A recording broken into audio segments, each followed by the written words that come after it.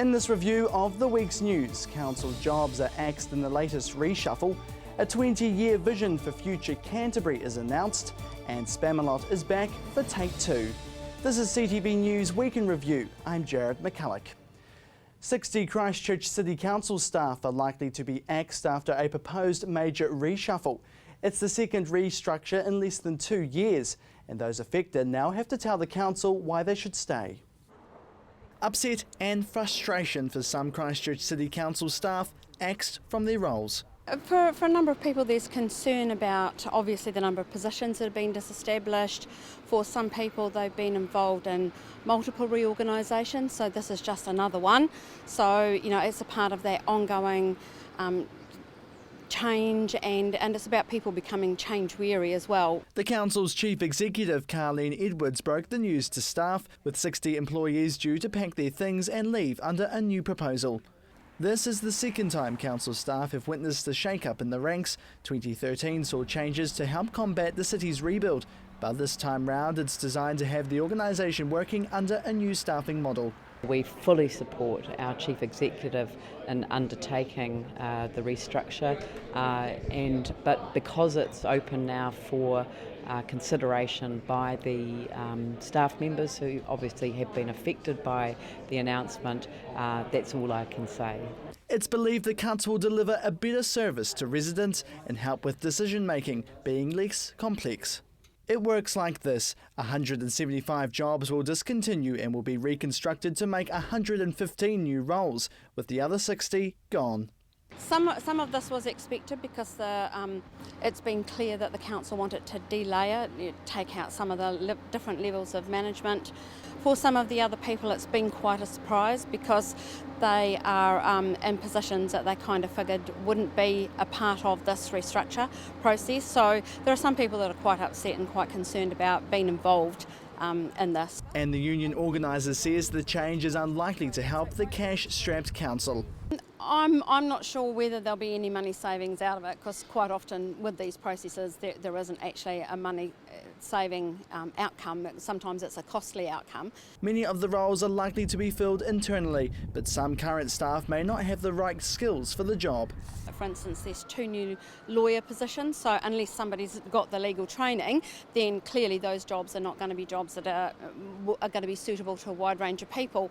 But there are other jobs within the organisation, so clearly we will be working through with the council about looking for any other re-employment opportunities, current vacancies that there are around the organisation.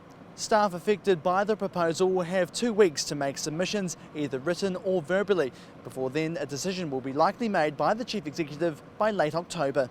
Jared McCulloch, CTV News. Forget the naming of the All Blacks World Cup squad, a new dream team is in town. Mayors from across the region have announced their 20-year plan for Canterbury, helping to keep migrant workers here and improving infrastructure. But how will it work? It's a collaboration between the region's mayors and Environment Canterbury, working to grow the region's economy. Council leaders joined Ministers Stephen Joyce and Jerry Brownlee at the Christchurch City Council today to announce their 20-year vision for the region. Seeing the bigger picture that will eventually, if we work it together properly, enhance the living qualities for people in those communities. And the Christchurch Mayor welcomes the strategy. Christchurch and Canterbury have interests that are utterly and completely aligned, and having a regional economic development strategy that recognises that Christchurch needs Canterbury and Canterbury needs Christchurch, I think is extremely positive. It's about the mayors standing together, all working together to a shared vision for Canterbury. But it's not just the economy being targeted. Several other areas designed to grow the region are on the table, taking a long-term approach to the future Canterbury. The plan will focus on economic growth in the province, putting all 10 mayors from the region's councils, from Waitaki up to Kaikoura, plus the chair of Environment Canterbury, working together to put them in the right position when the rebuild peaks. The 7 priority measures see the combined councils finding ways to keep migrants here in the region, whether it's overseas or across the Cook Strait. And so I'd say adopt a North Islander today and bring them to Canterbury as part of this strategy. They plan to integrate the region's transport planning and infrastructure investment, improve broadband in rural areas, create better freshwater and irrigation management, develop secondary economies through production, to continue training and educating the workforce and attracting visitors. I think it's the most exciting initiative that I've worked on in my career. The next steps are to start putting the measures in place soon for a better future through the rebuild. Jared McCulloch, CTV News. Christchurch redzoners are urging the City Council to rethink plans to reduce key infrastructure in the red zone. The Council is discussing reducing water, roading and wastewater to around 74 homes still occupied on red zone land. However, residents say the government's unlawful ruling over red zone land has put residents in the position they're in now. Here's Chelsea Daniels. Brooklands residents have had enough as council decides on the fate of services being rendered to residential red zones around the city today. Meet Stephen Burke, a home and landowner in Brooklands who currently lives in a red zoned home. He's calling for a re-evaluation of all red zoned residential properties. Burke says he has a major issue with the zoning based on what is read in the Canterbury Earthquake Recovery Act 2011, in which it states, "There is no right of appeal against a decision of the Minister or Chief Executive acting or perpetrating to the Act under this Act." Take the red zoning off our land, off the privately owned land. So that takes the compulsory acquisition off us so we can move on with our lives. While they have the red zoning on us, that means they can compulsory acquire our land. However, in a statement from Sarah, they assure that there are no plans for compulsory acquisition in the red zones. Sarah has also stated that rezoning is not an option by saying there is no intention to revisit the zoning process. There has already been a review completed of the original zoning decisions. Burke owns 2 lots of land next to his house, with his parents' land behind his back fence. He says it's bizarre how his parents' land is green zoned, along with his lot of land 1 door down, but his house, a mere 30-second walk away, is classed as red. The red zoning's got to stop as a great big group of things, and it needs to go to the individual areas and see what the issues are in those individual areas, or if they actually have an issue in the individual areas. And you'll find there's no issue here because this bit of land here is green. And it's right next to the bit that's red, and there's no way an earthquake or a natural disaster will stay out of here and not go into here. A boulder was placed in the middle of the red and green zone land by residents as a reminder that there isn't much difference between the 2 lots of land. I've had engineer reports, CPT tests, everything done. There's nothing wrong with the land. There's nothing wrong with this bit of land, so there's nothing wrong with that bit either. You can build anywhere in Christchurch. I mean, some of the worst affected areas, like I was showing you in Fendleton, have got the same lateral spreading and liquefaction and have dropped the same as areas in Brooklands, and they were green zone. It doesn't make sense. The Crown has recently reopened the original offer to owners of insured residential properties, including the ones in Brooklands. The offers are open until November, and Burke says there will be a few homeowners persuaded this time. It does get you down a bit that your property and that the value of your house has dropped and they've devalued it. Hey, look. You try and deal with the government, with Sarah, with the council and with insurance companies for 5 years. And it does whittle you down. And some people have now again, a few have had enough and they'll take the offer and they'll go somewhere else. Chelsea Daniels, CTV News. Still to come, Sumner Bowling Club is on a roll again.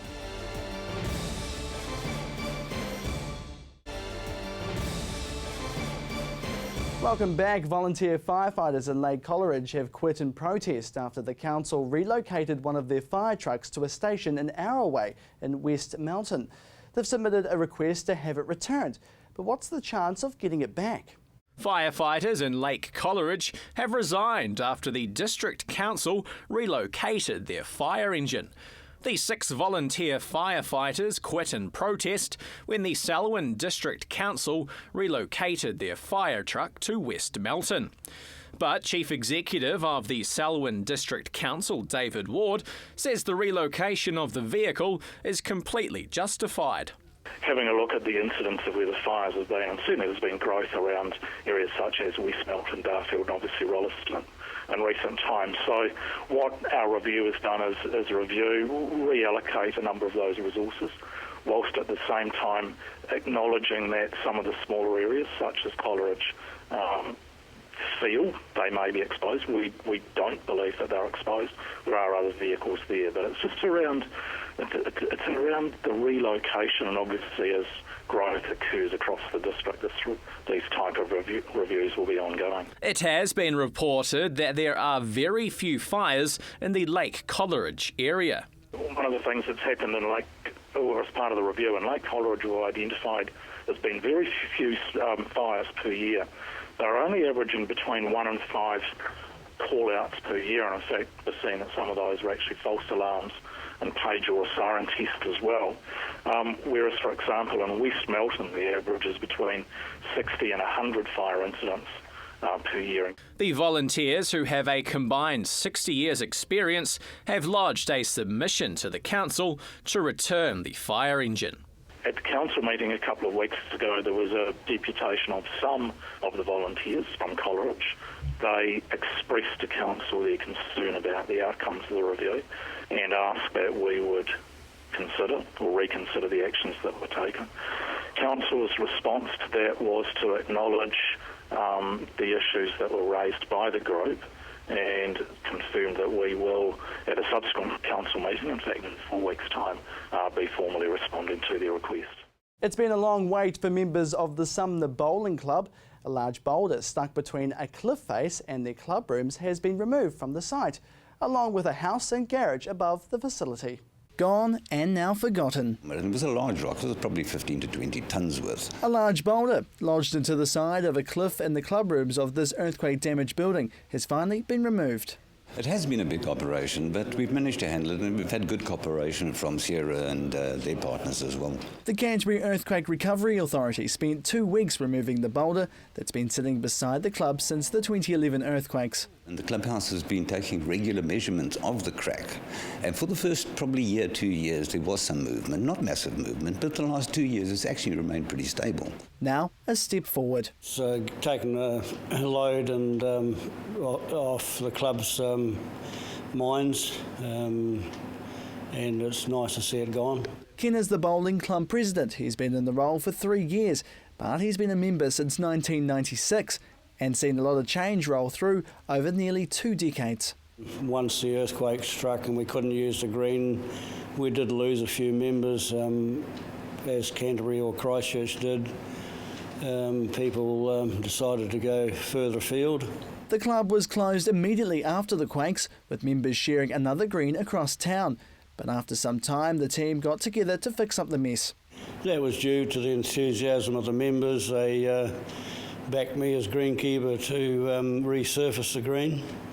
And then with that 18-month period at Bowles Woolston, we came back here, and we're just growing and growing. If we get 10 to 20 members, it's a reasonable influx for the small bowling club. The rooms itself still need a lot of repairs done. Some have had a touch-up for temporary use, but the club's waiting for their insurance to come through to hopefully fix it up good as new.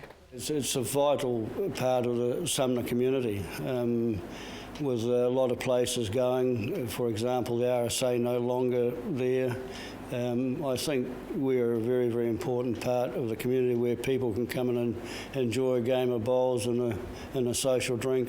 We're comfortable, the club is comfortable, so business as usual now. The club will now wait for their insurance report to finish the job and continue to bowl again. Jared McCulloch, CTV News. A group set up to tackle the coastal hazards report are asking residents to check if their property or business is affected by sea levels rising. Time is running out for those wanting to make submissions to the Christchurch City Council, but they're determined to get as many people on board as possible. A new group has formed in Christchurch, taking on the issue around the region's coastal erosion hazards in the next half-century. In a very short time, we've gone from finding out about this issue to basically forming a group to inform the public of of this issue. The Christchurch Coastal Residents Union formed after a meeting with the council, aiming to notify as many homeowners as possible about the hazards affected with the wider city. What we have to do is make as many of the 18,000 affected residents aware of this issue, and to get them to make submissions. If you don't make a submission, you can't then appear before the hearings panel.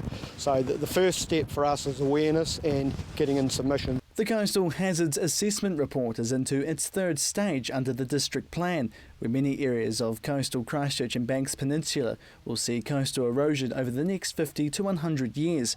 The group met with 2 representatives from Kapiti Coastal Ratepayers United last week, with the community organisation forcing their council to remove hazard zonings on around 1,800 properties back in 2013.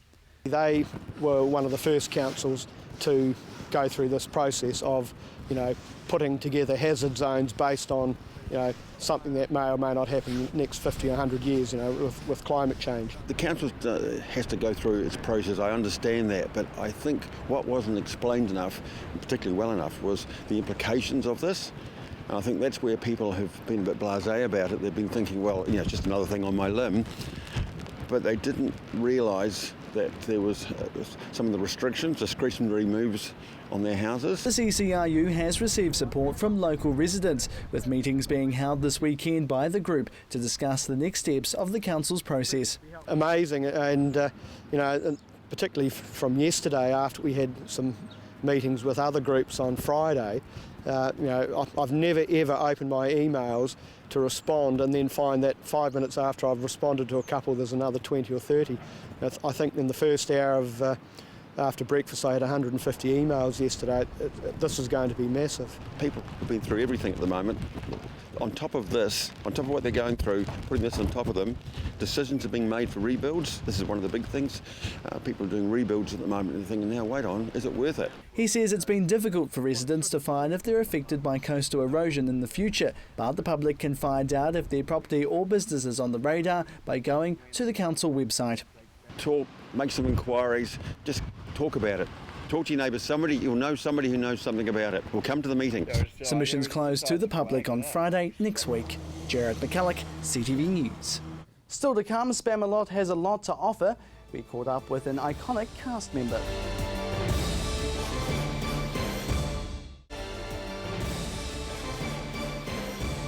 Welcome back. It's been a long wait for Christchurch showbiz, with its latest production of Monty Python's Spamalot set to hit the stage next week.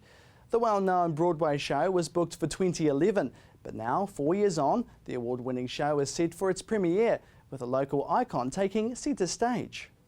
The costumes, the props, the Broadway show, the movie. Violence inherent in the system. Shut up! Oh, come and see the violence inherent in the system.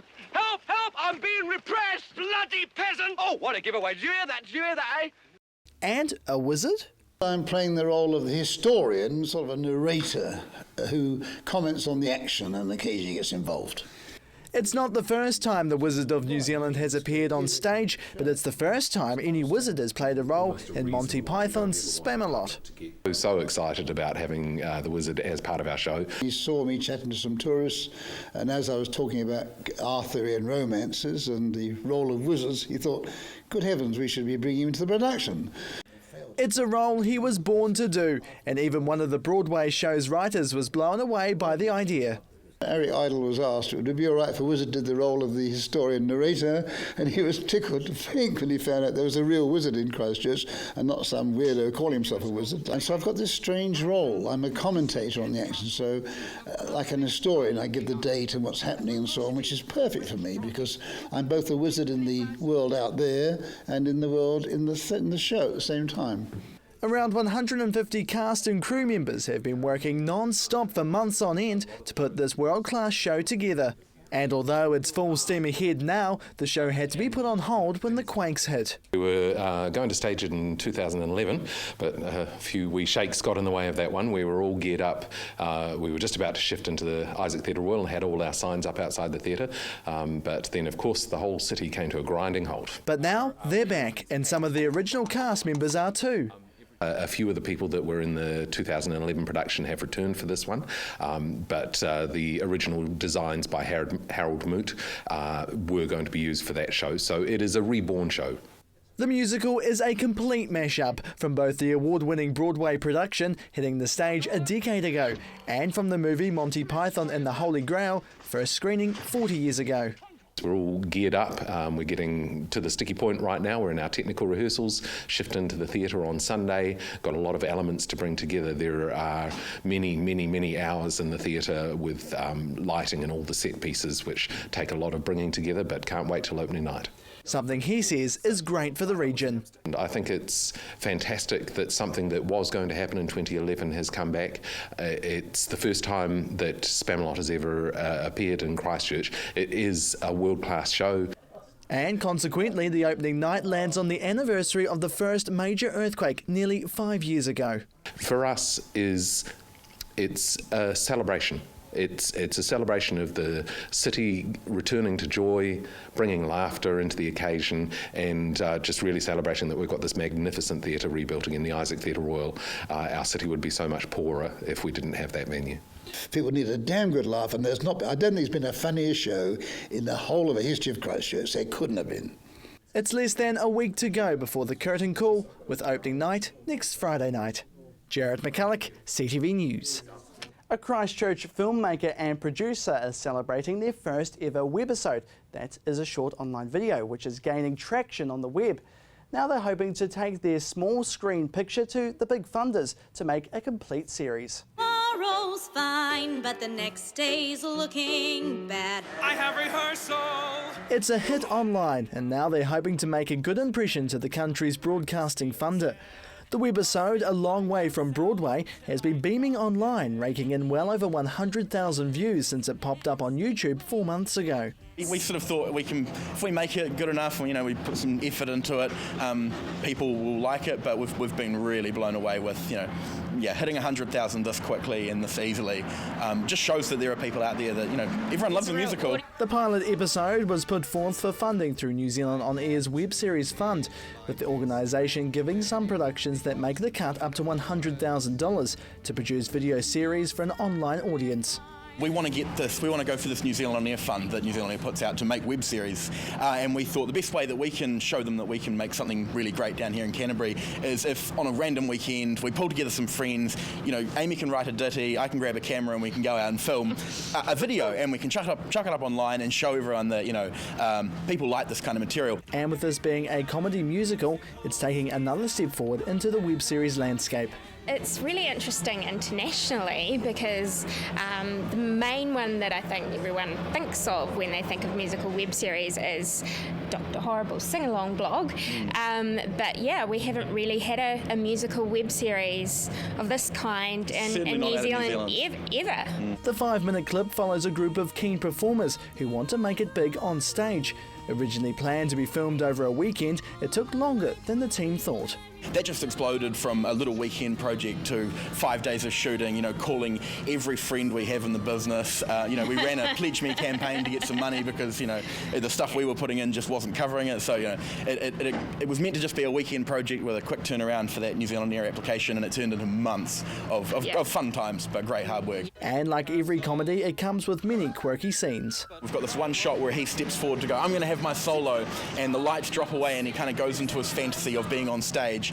And the performance from David was just so perfect, and he captured exactly what we wrote when we were coming up with these characters and these lines. When we filmed 2,500 sheep down near Lake Coleridge, so and having our actors running late for rehearsal through the sheep traffic jam, definitely that's got to be a New Zealand girl highlight for me. The application for funding has the support from multiple performing organisations in Christchurch, and they're hoping that support will continue to grow. Yeah, and this is just the tip of the iceberg for the sort of stuff that we want to make. So it's a waiting game for the team, who hope to have more episodes popping up online on the smaller screen. No! Jared McCulloch, CTV News. And that is CTV News Week in Review. I'm Jared McCulloch. Have a great weekend.